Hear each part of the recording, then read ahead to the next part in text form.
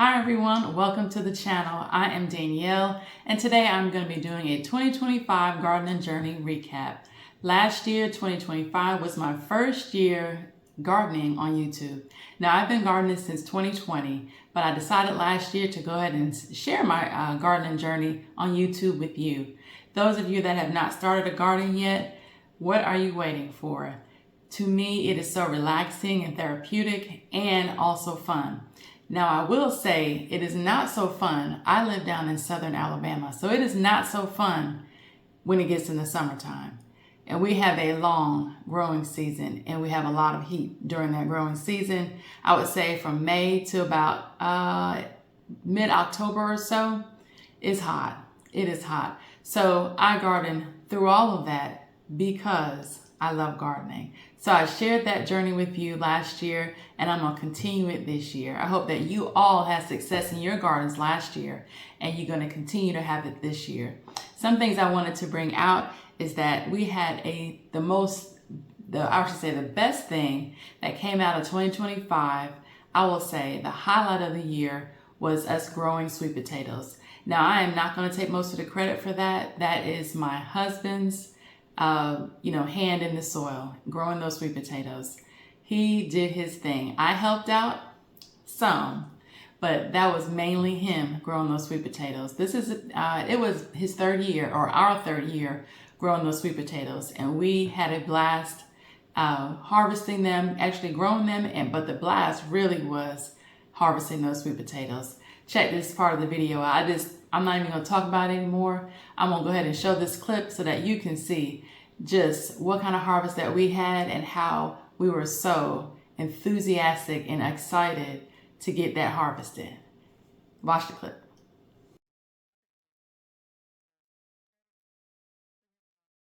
It's so far in there. There she go. Look at that.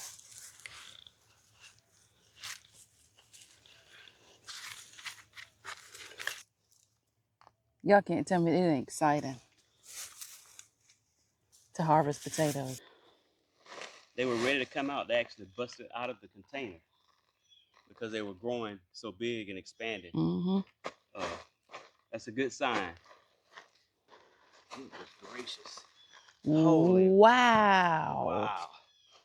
That is humongous. Wow.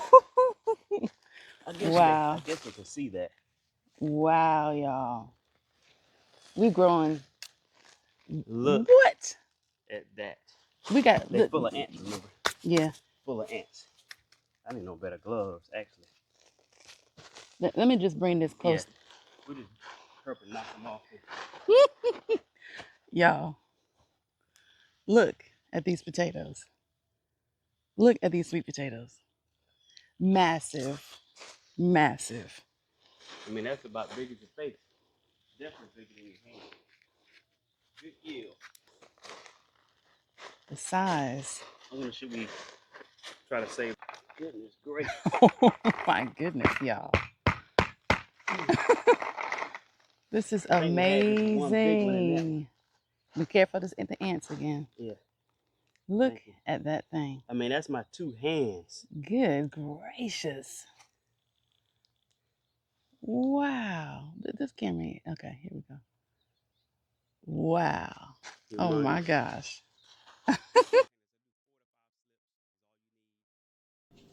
So as you can see, those sweet potatoes were just absolutely amazing. We've harvested sweet potatoes before that, but I think this year or last year was our best year for harvesting the biggest sweet potatoes. We have 5-pound sweet potatoes that we harvested, as you saw in the video clip.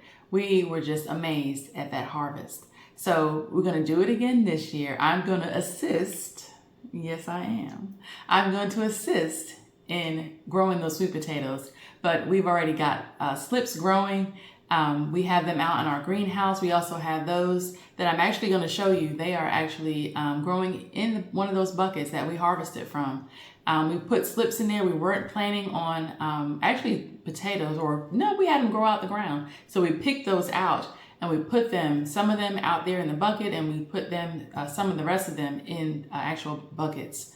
in the greenhouse. So we didn't really think that those outside that are in that the bucket that we can be harvested from, we didn't think those were going to do anything. But once they started growing and looking like they was trying to make it, we started caring for them, and he didn't want to let them go. So we have sweet potato slips, our own, and they are what is the brand, the variety that we're growing. I want to put that on the screen because you know I didn't write it down in my notes. So you know when you get on camera sometimes, it's Beauregard variety sweet potatoes. So we're definitely gonna be growing those again. I have seen you guys grow different varieties, and maybe next year we will add another variety in the mix. But this year we're gonna stick with the Beauregard. But then again, who knows? We might surprise you. I don't know. But anyway, so that was our highlight of the 2025 was growing those sweet potatoes. They were an absolute joy. The next thing I want to say is the other sweet potatoes or other potatoes that we grew, they were just regular potatoes. They were red and also gold potatoes. Now they didn't do so well, and I'm going to tell you why. This is basically for the new people that are starting to garden. I have grown potatoes in buckets before and also mainly in raised beds. So what I did wrong, it was mainly me. I'm going to call it out, but it's okay. We garden together. Mainly me, though, doing most of the things in the garden because it's more of my joy, my love than his. So what I did wrong was I think I overwatered the sweet potatoes, and I may have, I think I gave them too much nitrogen. So if I do plan on having potatoes on the schedule again for 2026, I am going to possibly, more than likely, grow them again in the raised bed. If you've seen previous videos, we have 2 raised beds where we are growing that are out in the main garden. We are growing garlic in one of them and onions in the other. So I'm going to plan on, if we do regular potatoes again, I'm going to grow them again in there because they did fine. They did absolutely wonderful. But this harvest, as you can see, I'm going to share a clip with you. We didn't get a good harvest from these regular potatoes. So you live and learn. I would not look at it as a definite fail. It was a learning experience. You'll never know until things actually happen and you're like, that didn't turn out so well. But we did get some potatoes from them. So it was not a total fail. But yes, I overwatered them and I think provided too much nitrogen. So I will, if I do it again, we were going to change some things up definitely for that. I'm looking down because I got some notes I want to make sure that I bring out in the video. One of the things that did very, very well last year was the peppers. We grew a lot of peppers. Not a whole lot of different varieties, but we grew several different ones. So we had Lecia peppers. That was the first time that I grew those. And they are a thicker walled pepper. So they're,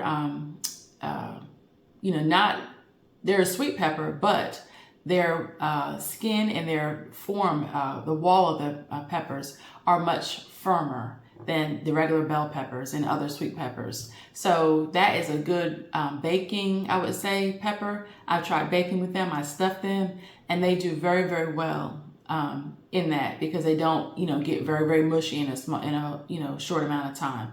They hold up. And so when you cut them, and actually once everything is cooked, they still have a little bit of firmness to them.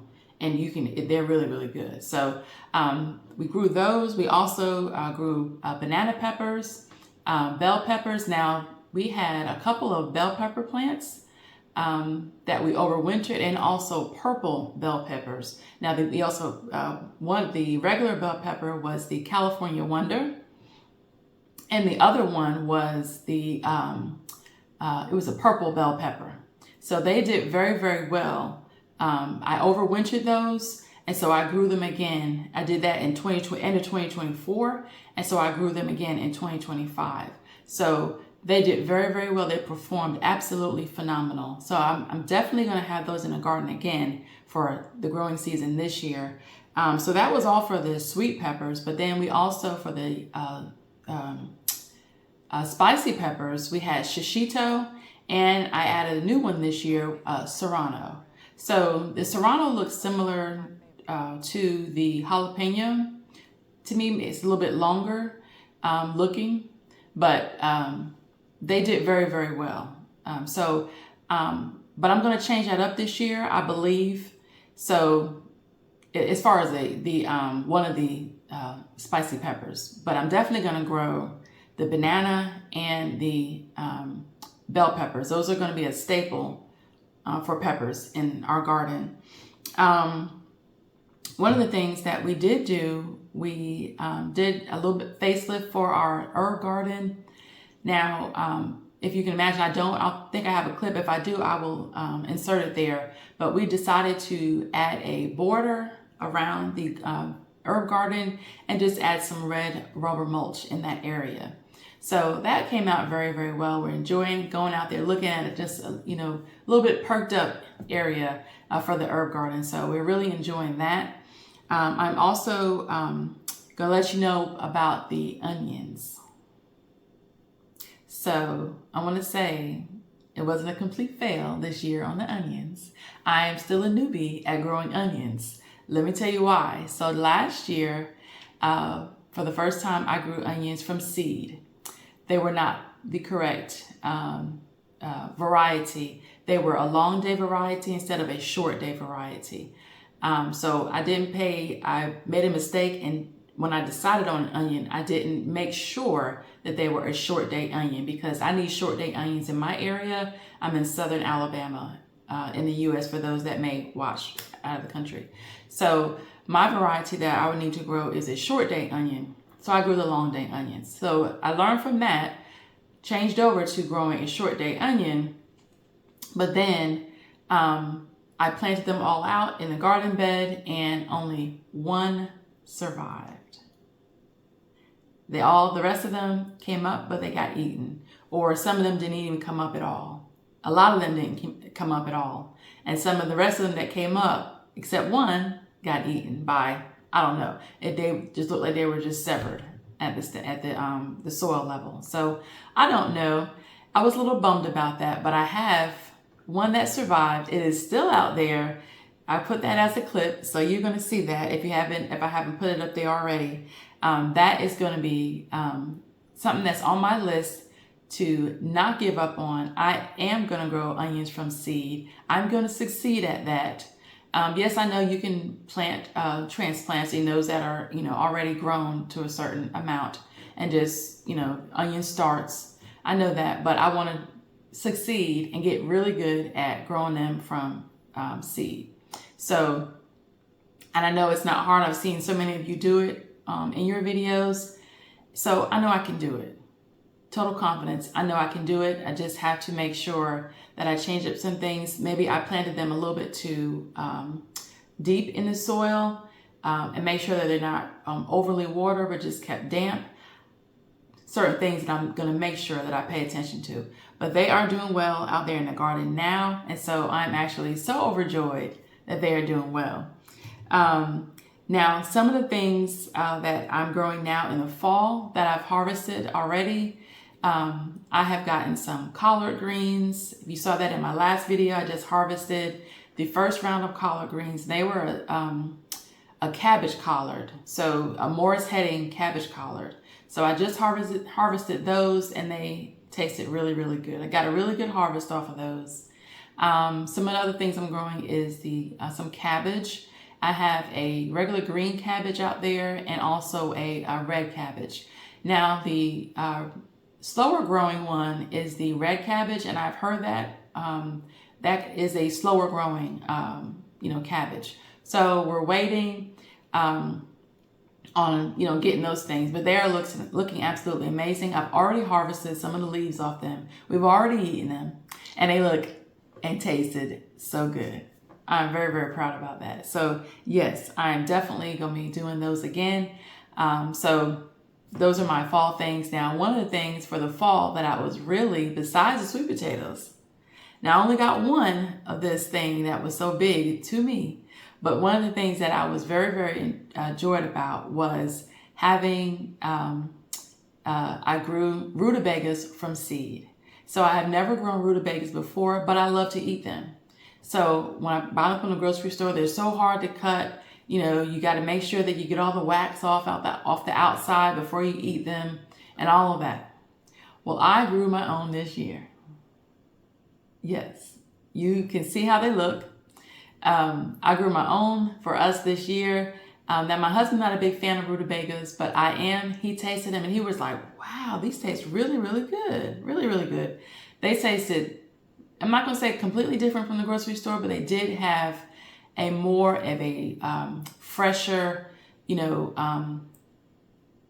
taste than the grocery store. And they were really, really tender. And they just tasted really good. They came out really good now, so that will definitely be one of the things that I grow again. That was the fall highlight of the year for me for growing. That just brought so much joy to me. Besides growing the carrots and the other things that are in the fall garden and things like that, I am definitely going to be having rutabagas on the schedule again to grow in the fall this year. So that is basically the highlights of the year that I wanted to mention to you. Now, some other things that I wanted to mention was in my summer garden, what I plan on growing this year. So a little bit of a 2026 planting schedule that I plan on definitely having in the garden this year again is going to be scallop squash. So here's a picture of one of them that we grew this year. And that type of squash to me tastes really, really, it's a mild tasting squash, and it tastes really, really good. We enjoyed that a lot this year. So I'm definitely going to grow a couple of plants of those. And what's some else? Another thing I'm going to grow is acorn squash. That is the other thing I'm going to grow is acorn squash. I do love acorn squash, or we love acorn squash. So that is definitely going to be another one that is grown in the garden this year. The cucumber variety that I'm going to try to stick with again, I want to try it again, is the Beet Alpha cucumber. So it produced not as well, but I said I'm not going to give up on it yet. I want to try it again. So that is a variety that I'm going to try to grow again this year to see if I can get a better harvest out of them. Now, one of the things I will say right now that I have to contend with in this area is the pickle worm. So they ended up getting a good amount of our cucumbers this year. So I'm gonna, do some more research and see how I can defend against that pickle worm, because it just, in this area, once they get in, we got them good. And I put 2 bags on some of those things because they were actually just boring through the first bag, getting into the cucumbers. So I put 2 bags on some of those, and it worked. So I'm going to see if I can either do that again, or I'm going to research into doing something else to try to avert and get around the pickle worms getting our harvest or getting our food.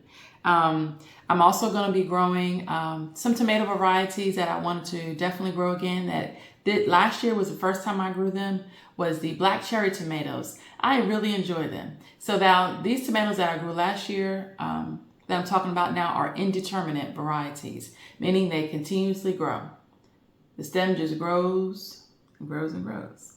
So I'm only growing 2 of those indeterminate varieties, and I decided on black cherry tomatoes and the Cherokee purple. Now, I did Paul Robeson last year. Paul didn't do so well, and I don't know why, but Paul didn't do so well. So there's that. Paul didn't do so well. So I'm going to see more about that and see what I can fix to make that even better. If I decide to grow Paul Robeson again. I got that variety from Gardening with Lisa. If you watch her channel, she really likes Paul Robeson. I've heard her talk about it several times. So I tried that variety. It is very good, but I just didn't get enough of them. So I'm going to possibly try them again. But there again, I said I'm only going to do maybe 1 or 2 plants, 2 at the most, of indeterminate tomatoes. The rest, I want to look at growing some indeterminate tomatoes. Last year I did do, I just picked it up from the store. It was called Goliath Bush tomato. It was a determinate tomato. I'm going to look into some others, and I might do succession planting so that we can be able to get the tomatoes all season long. So I'm also going to be planting some beans. So in the spring, more than likely, I'm going to be doing some more sweet peas. So that we always enjoy those. We've been growing those for several years. Always really, really enjoy those. So those are on the schedule for 2026. And also, I'm going to put one in here to see, I grew black-eyed peas. So I wanted to do an experiment and grow black-eyed peas because I said, you know what? We have a bag of black-eyed peas there in the cabinet. So I'm going to experiment also with black beans. I'm sorry, I can't leave those out. Black beans and black-eyed peas. I got a few, or however many I wanted to, out of the bag, went and planted them. Most of the black-eyed peas grew. It meant it had a few of the black beans that didn't come up, but for the most part, they all germinated. And I harvested, the black beans, the black-eyed peas. They did good. I just wanted to maybe try a better variety to make sure that I get, enough, a harvest of them, and to make sure that they are good enough. I can't even think of the word, but make sure they're good enough so that they can, or brand, so that they can make sure that I get a good enough harvest from them. I did have a problem with worms getting in a good amount of the black-eyed peas. So I'm going to, if I do decide to do black-eyed peas again this year, I'm going to look into that. Last year was my first time growing black-eyed peas. So I'm going to definitely consider that, growing a better variety. But I wanted to see, I said, I have them in the cabinet. I'm going to see if this store-bought variety works, if it grows. They grew. Yeah, so I was very, very proud about that. So that's some of the things I'm going to grow again next year, or this year. We're already in 2026. So that's some of the things I'm going to grow again this year, in the summer and fall. Of course, along the way, there's probably going to be changes. I don't know. There's probably going to be changes. But, because you get to some things and you're like, yeah, I don't really want to do that. Yeah, maybe I will. So this is just what I have in my head for right now. But that's not the complete garden. So gardening is a good part of my life, but it's not my whole life. So, and I try not to stress so much about the garden. So that is just a little snippet of what I plan on getting out there for the 2026 summer and fall, or spring, summer and fall garden this year. I do want to say that I'm going to focus on my soil. I'll try to focus a little bit better on my soil and fertilizing this year. Definitely my soil quality, because as you know, I garden. I am 100% container gardener. So I, every time I plant, I don't refurbish that soil because I have a lot of buckets. I don't have a large garden. I wouldn't consider it a very large garden, but I have a lot of containers out there. So it gets a lot to have to refurbish all those containers, especially if I'm trying to turn over and do a new season. So it may happen in spurts, but that is something that I'm definitely going to focus on. Is my soil care and making sure that my plants are fed very, very well. So I'm doing a lot more research on, and we'll do more research on how to get better soil so that your plants, my plants, our plants can, thrive and survive in the growing, all throughout the growing season. Just to let you guys know, most of us out here are not expert gardeners. This is something that we do as a hobby, as something that helps to feed our families. So to those of you that have not started gardening yet, and nobody's saying you got to start it on YouTube, you start a YouTube channel, if that's what you want to do, as a family member says, you do you, boo. But if that's something that you want to do, definitely go for it. Start your journey on YouTube, or if you want to just start your garden just for you and your family. It is something that you will never realize that you enjoy so much. So that is just my little kind words to you guys that are out there that are just watching us gardeners plant our gardens, harvest from it. Get out there and try it, even if it's just one. Nobody's saying you have to put it in the ground. Put it in a pot, put it in a bucket, get some soil, some fertilizer, water it, sun, let it grow. Grow from, maybe you want to start from starts. You know, plants that are already started, have been started already, you can just go to the store and buy them. Those are starts versus starting seeds. So that is just something, some encouragement to you new ones out there that have not started a garden. Start small, but just start. You will not realize how therapeutic it is, how much fun it can actually be. Now the summer, that will test you, and you might not even want to do it again. But that is something that you've got to decide within you. Once you start gardening, if you love it enough, you'll thrive through the summer and survive the summer heat. So I really do appreciate you guys being with me on this gardening journey in 2025. I look forward to seeing so much in your gardens in 2026, seeing all your successes in the garden. And I will be here cheering you all on. And I hope that you will share the same love toward me and my garden, because this gardening community is absolutely amazing. For those that are out there and encouraging you, thank you so much throughout 2025 for being there for me and my husband, and mainly my gardening journey, but our gardening journey, because he is actually starting to do a little bit more in the garden and seeing the results that you can get from it and see how joyous it is. So thank you so much for being here with me today, and I will see you all in the next video. If you want to, I'm going to put the sweet potato harvest that we got last year in 2025. I will put that at the end of this video. If you want to enjoy watching that, get your popcorn, enjoy the show. And I will see you all in the next video. Don't forget to like and subscribe if you enjoyed this content today, and look forward to seeing me out in the garden again. Thank you so much. You guys take care. All the best to you. Bye.